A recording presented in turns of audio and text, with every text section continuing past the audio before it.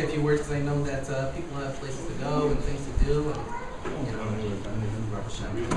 we did it. We did it. We did it. The mitzvah was on me, but it wasn't just me who did it. It was literally we who did it. It was everyone involved.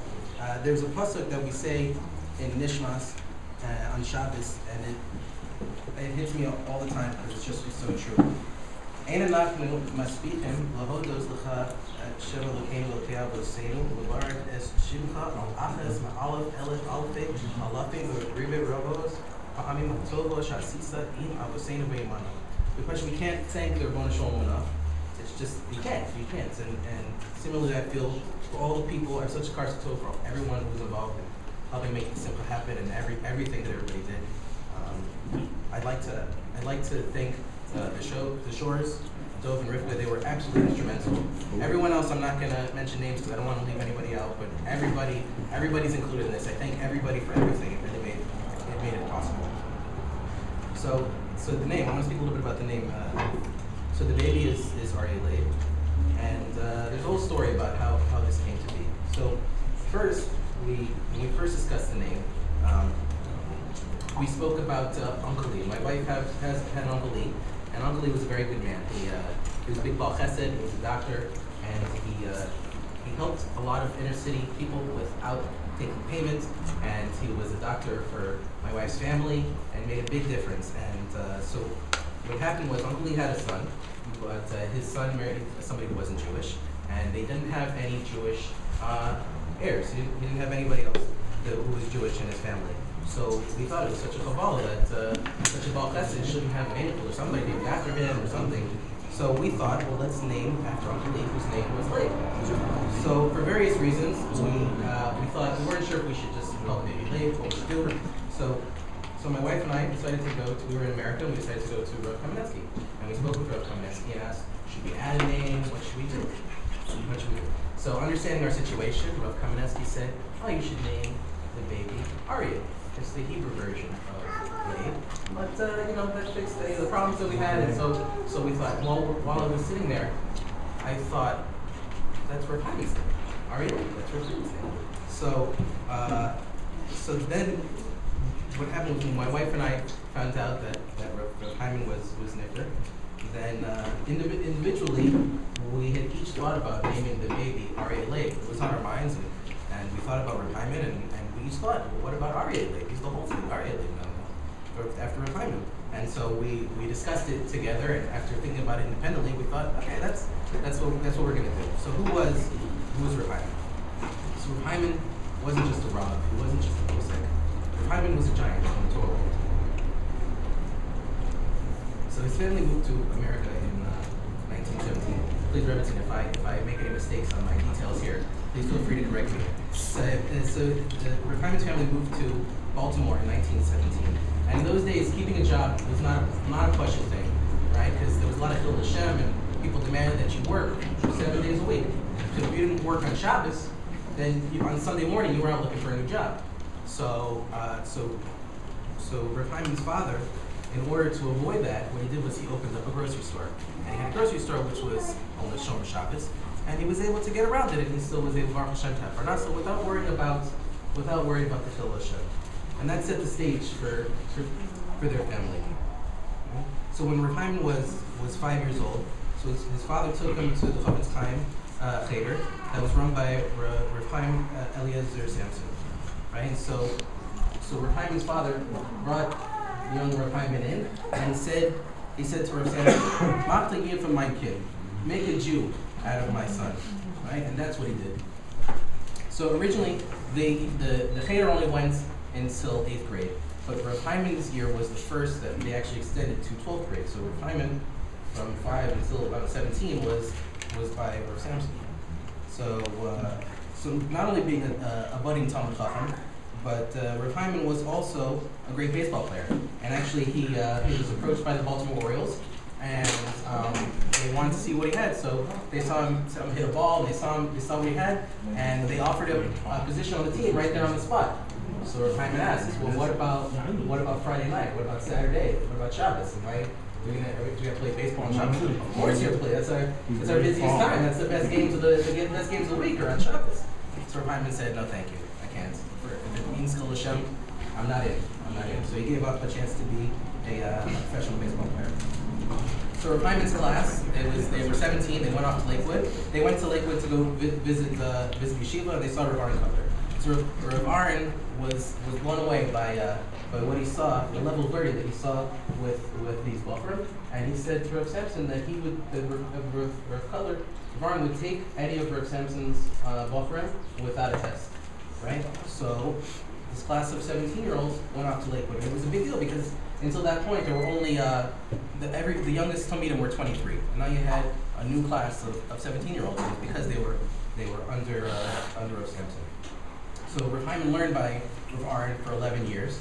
And it's a long time, and he also had a Jerusalem for Shia Kotler. And I can't imagine what 11 years by Rav Aaron was like, but I would imagine it's like Gan Eden, Olam Hazeh. I don't know, it's pretty amazing. 11 years it's pretty serious. I can't imagine.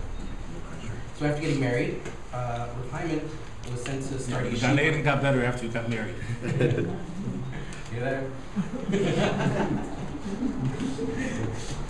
So after getting married, Rav Hyman and the Rebbetzin, they went off to Boston to start a yeshiva there, and that's where my father-in-law went to. That's where my father-in-law met the Hymans, and so in the 5 years that my father-in-law was in Boston, the Hymans were mamish parents to him, and not only to my father-in-law, but to an entire generation of Bochum. Entire generation of Bochum.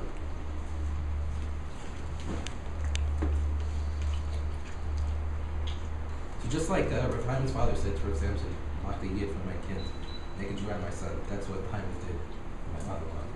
He made my father-in-law into a Jew.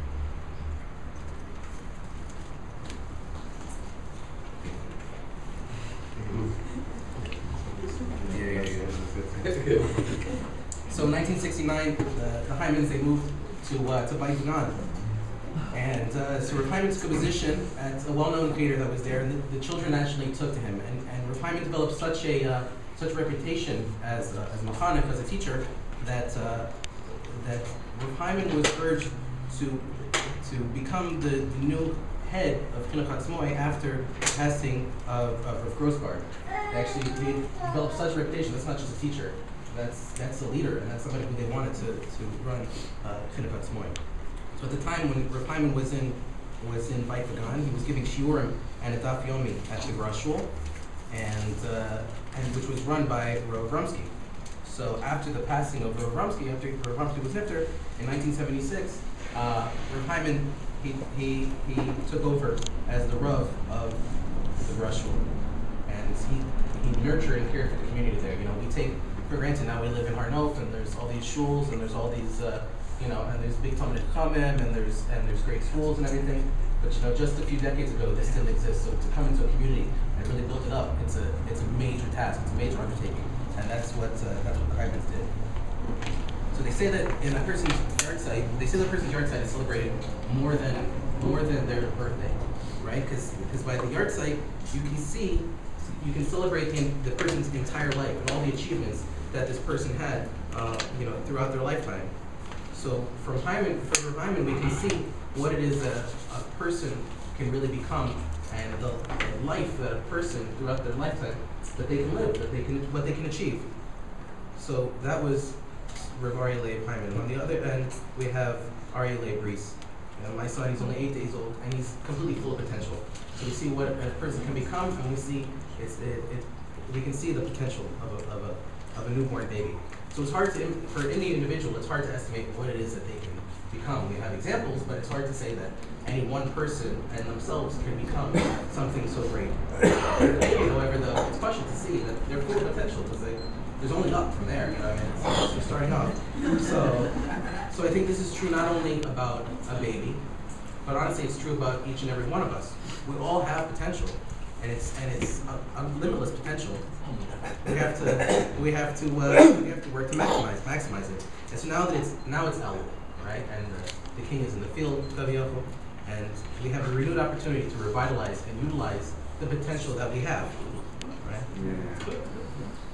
Right, so Hashem's out in the field, and Kaviyach is ready to accept us with open arms. And in the Shulchan Aruch, the very first simon, right from the beginning, gives us the first step to success. Right? The first words are, Isgabur Kari. You have to get up and be strong like a lion. Wake up like a lion. So now, little Rav Aryeh Leib, he is Mamish Makayim that. He is Mamish Kari. Every night he wakes up his mother, and not only himself, but his mother and everybody else. That's right.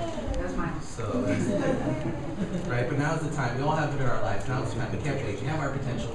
We have to maximize it, right? A couple times says that the way people live, many people live their lives the way they write a postcard, right? They start writing really, really big, and as time goes on, they realize, I'm running out of space. So they buckle down and they start writing smaller, right? But we can't, if we live our lives that way, then we're not going to accomplish all that much. Now we have to do it from the beginning, from as early as you can. Start right now, because now is the time to start growing, to start building. Because if you wait until the end and start writing small at the end, you're not going to get all that much on that postcard.